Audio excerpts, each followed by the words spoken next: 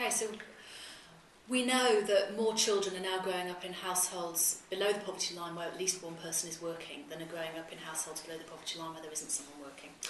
And actually I think that's quite a counterintuitive statistic when you think about how poverty is portrayed in the media. We increasingly see poverty portrayed as the fault of the individual who is poor, and as a result of somebody being feckless, not working, the whole discourse around welfare benefit scroungers,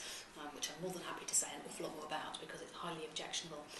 But the reality is that for an awful lot of people in the UK, work is not the route out of poverty.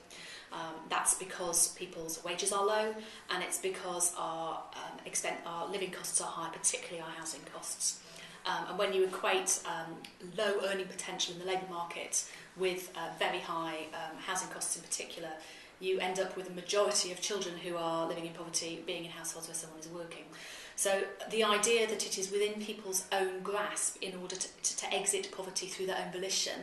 is actually not what you see when you look at the statistics. What we know is that we have a labour market in which there will always be a high number of jobs that need to be done and will be done,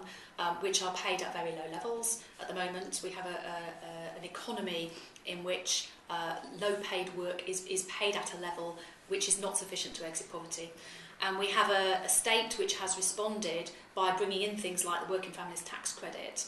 which is incredibly positive and has resulted in over 600,000 children exiting poverty, but also serves to compensate to some extent for low wages, so an initial distribution of income which is not sufficient to keep people who are in work out of poverty.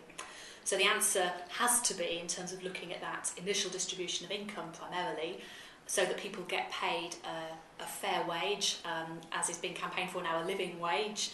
for the work that they're doing, rather than needing to rely on state redistribution to make up for low wages in the first place.